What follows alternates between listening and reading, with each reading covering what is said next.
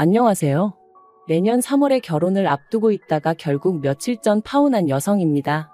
저도 남들처럼 연애하다 자연스레 결혼으로 이어져 봄날에 신부가 되는가 했더니 쉬운 일이 없네요. 그래도 공부나 사업은 제가 노력하는 만큼 어느 정도는 결과가 나와줬는데 결혼은 저 혼자 열심히 한다고 되는 일이 아니라 그런 거겠죠.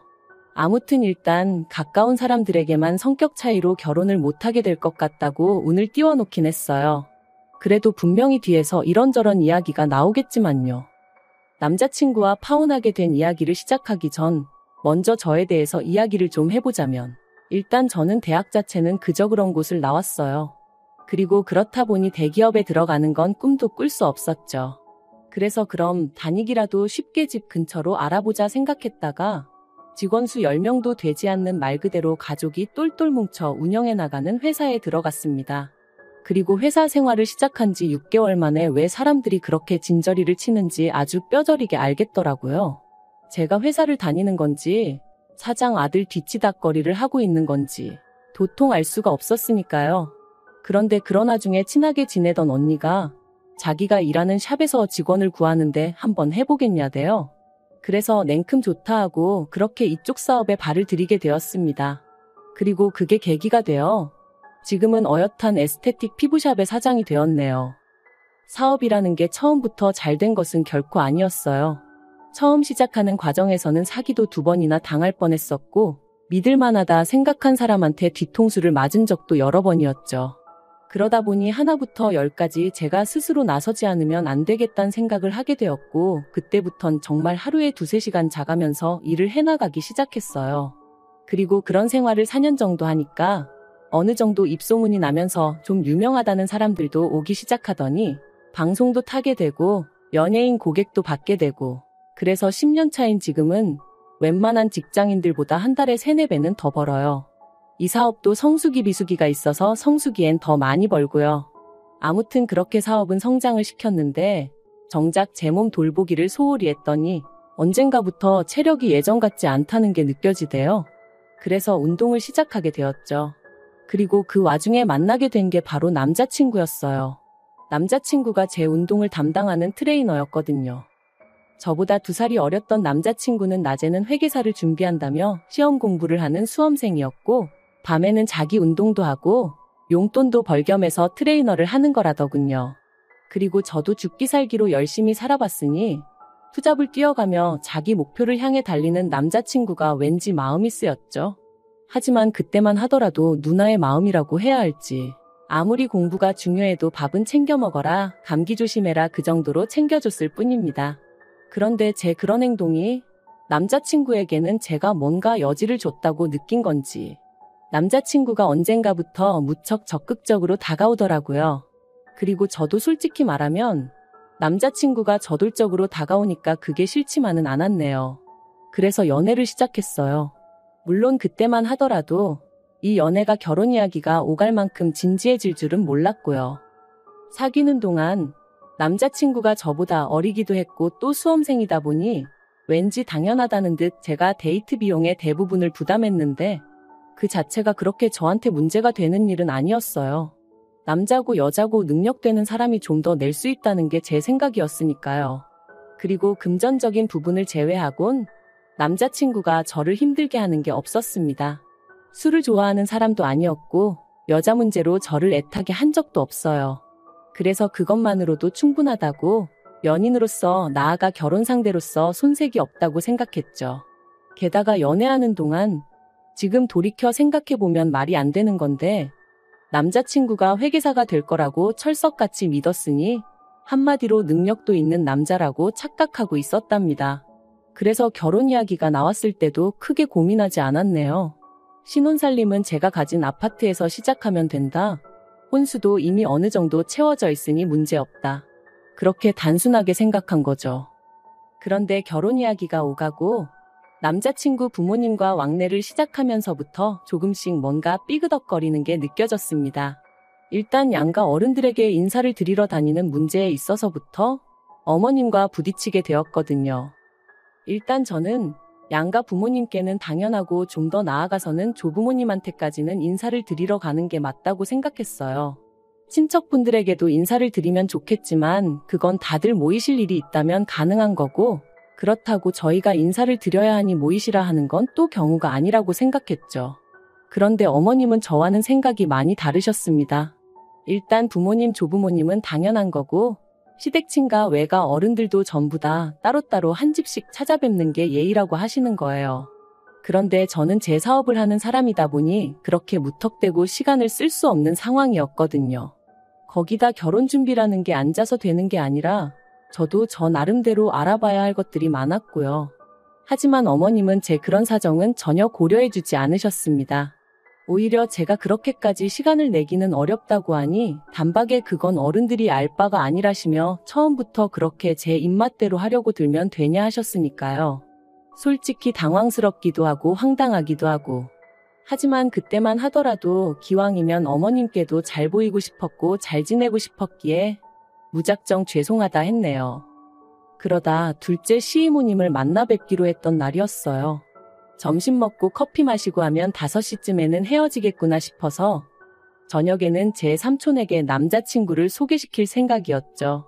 남자친구에게도 이 일정을 미리 알려주면서 자리가 길어지지 않도록 중간에서 적당히 끊어달라고 했고요. 여담이지만 제가 이런 부탁을 미리 했던 건 일전에 큰이모님을 만났을 때도 점심 먹고 커피 마시고 헤어지기로 했었는데 큰이모님이 갑자기 어디 백화점을 좀 가봐야 한다며 같이 가자고 저희를 이끄셨고 그렇게 이리저리 끌려다니는 바람에 제 저녁 일정이 다 어그러졌었기 때문입니다. 남자친구가 어머님한테 저희가 가봐야 한다고 말을 하긴 했는데 어머님이 큰이모님이 저희 때문에 서울까지 올라오셨는데 그게 무슨 소리냐며 크게 화를 내셨었거든요. 그래서 이번엔 남자친구에게 미리 분위기 파악하고 적당히 정리 좀 해달라고 부탁을 한 거였죠. 그리고 아니나 다를까 약속 당일 둘째 이모님은 난데없이 제가 운영하는 샵에 가보고 싶다. 연예인들도 온다며 나도 한번 관리 좀 받아보자 그러시는 겁니다.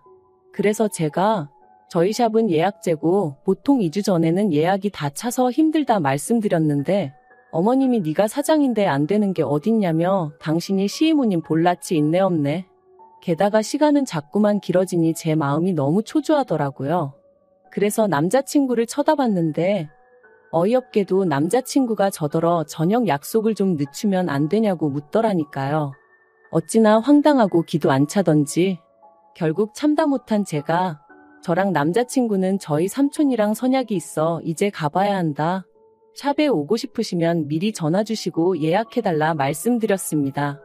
그랬더니 어머님이 저더러 어떻게 약속을 이중으로 잡을 수가 있냐면서 소리를 지르시는 거예요. 그 사람만은 카페에서 말이죠. 순간이었지만 어찌나 쪽팔리던지. 그리고 한편으론 도대체 나를 뭘로 보시고 소리를 지르시나 싶은 게 언짢기도 했어요. 그래서 어머님께 남자친구야 수험생이니 자기 마음대로 시간 조절을 할 수 있어서 상관없는지 모르겠지만 저는 엄연히 사업하는 사람이고 시간이 금인 사람이다 그러니 이해 좀 해달라 했습니다. 그리고 양가에 다 인사를 드리려면 약속은 2중이 아니라 가능하면 3중으로 잡아야 할지도 모른다고 그 또한 이해해달라고 부탁을 드렸죠. 그랬더니 어머님이 아니 니네 가족들도 다 본다고 그러시는 거예요. 그래서 제가 그게 왜요? 하고 반문하니 결혼하고도 그렇게 친정 식구들 다 만나고 그러고 지내려고 하고 또 물으시는 거예요. 이건 무슨 질문이 이 모양인가 싶은 게. 그래서 가족이잖아요. 하고 대꾸했습니다. 그러자 어머님이 여자가 결혼하고 나서 친정기웃거리는 것만큼 꼴보기 싫은 게 없는 법이라면서 집에 가서 저희 어머니랑 얘기를 좀 해보라며 혀를 차셨어요. 도대체 뭐가 문제인 건지 도무지 이해가 안 되더라고요. 그리고 이 일로 저와 남자친구는 다툼 아닌 다툼을 하게 되었습니다. 남자친구는 자기 어머니가 옛날 분이라 그러신 거라며 저한테 너무 의미부여를 하지 말라 했지만 아무리 옛날 분이라고 해도 그렇지 보고 듣는 것도 없으신가 싶기도 하고 결혼 전부터 저한테 일이 막 하시는 걸 보니 결혼 후에는 얼마나 심하실지 생각만 해도 죽겠더라고요. 그리고 무엇보다도 중간에서 아무 역할도 하지 못하는 남자친구를 보고 있으니 한심하기도 하고 이 결혼을 하는 게 맞나 싶기도 하고 그런데 이때 어머님이 결정적인 한 방을 날리셨습니다.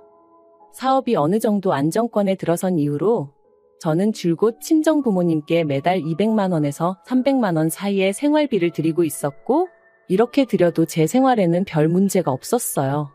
그리고 결혼을 한다고 해서 이 돈을 줄이거나 할 생각도 없었죠. 반면에 남자친구는 수입이라곤 헬스 트레이너로 일하면서 버는 돈이 전부였으니 부모님께 따로 생활비는커녕 용돈도 드리지 못하고 있는 상황이었고요.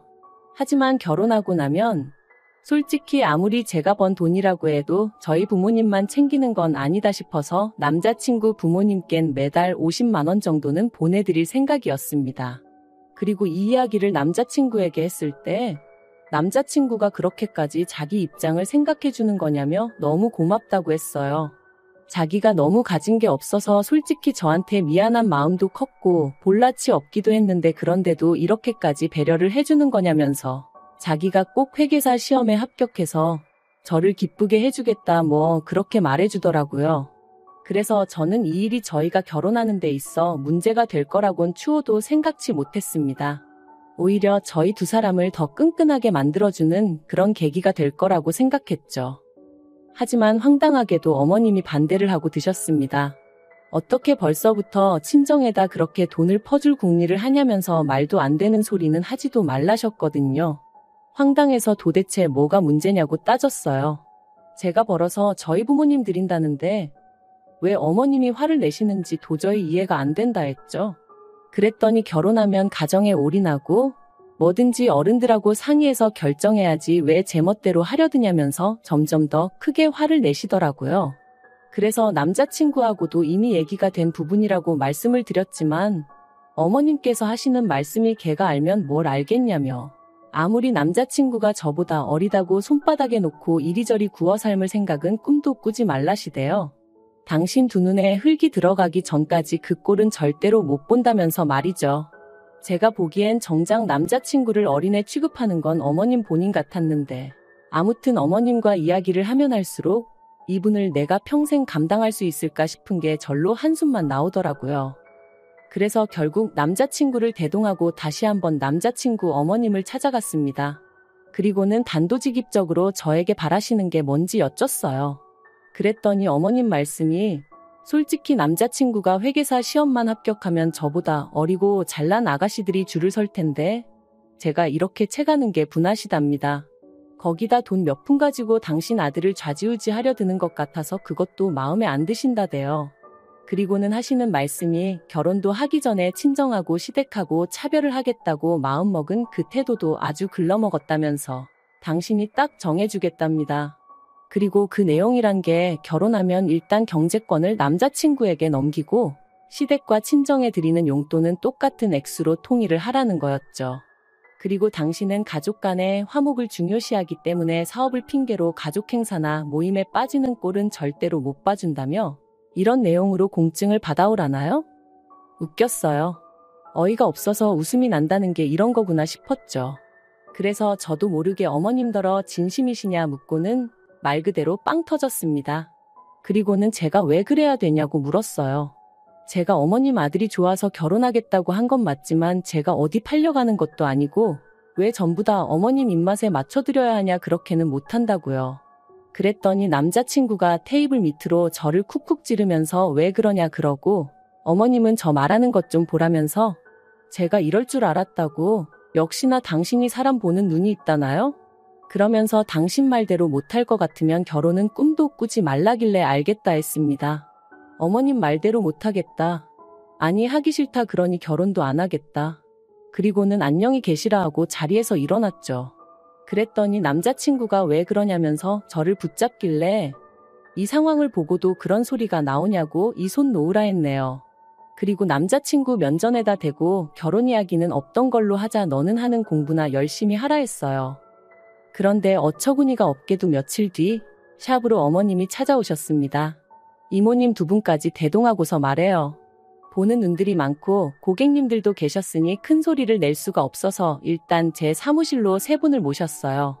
그리고는 무슨 일로 오셨냐고 용건만 말씀하시라니까 어머님이 저를 용서하시기로 하셨답니다. 보아하니 남자친구가 저 없으면 안 된다고 알아눕기라도 한 모양이더라고요. 아무튼 어머님은 저더러 당신이 이번 한 번만 넘어가 줄 테니 앞으로 잘하라고 하는데 도대체 무슨 소리를 하시는 건지 어이가 없었죠. 그래서 용서받을 일도 없고 무슨 말씀을 하시는지도 모르겠으니 그냥 세 분 다 나가시라 했어요. 이제 그쪽 아들하고 얽히고 싶지도 않고 생각해보니 조건도 너무 안 맞는다. 백수나 다름없는 어머님 아들을 하마터면 제가 평생 먹여 살릴 뻔한 거 아니냐. 제가 자선사업가도 아니고 왜 그런 생각을 했는지 모르겠다고 이제 정신 제대로 차렸으니 어머니도 꿈 깨시라 그랬네요. 그러자 어머님이 다시 한번 노발대발. 그래도 다행히 이모님 두 분은 나름대로 쪽팔린 게 뭔지 아시는 분들이셨어요. 그런 어머님더러 그러니까 적당히 좀 하지 그랬냐며 타박을 하시고는 그대로 모시고 나가주셨거든요. 그리고 지금 파혼한 지 한 달이 채 되지 않았기에 여전히 마음 한구석이 시릴 때도 있지만 그래도 제 결정에 후회는 없어요. 오히려 제 인생의 소중함도 알게 되었고 사업적인 부분도 보완해 나가며 전보다 더 열정적으로 지내게 되었으니까요. 그리고 남자친구가 어떻게 지내고 있는지는 솔직히 모르겠습니다. 전화번호도 메신저도 전부 다 차단해버려서 제가 먼저 알아내려고 하지 않는 한 그쪽에선 저한테 어떤 연락도 취할 수가 없거든요. 그리고 저는 지나간 과거에 매여 사는 사람은 아니다 보니 거기다 시간 낭비하고 싶지는 않네요. 솔직히 저주를 하자는 건 아닌데 그따위로 해서 회계사가 될 것 같지도 않고 남자친구는 저를 놓친 걸 후회할 게 분명합니다. 그리고 어머님을 원망하게 되겠죠. 뭐 그러면 상황 참 볼만하겠다. 그런 생각이 들긴 하네요. 아무튼 사랑 없는 결혼을 하는 건 미친 짓이라지만 너무 차이나는 결혼을 하는 것도 문제라는 걸 절실히 깨달았으니 두 번의 실수는 하지 않을 거예요.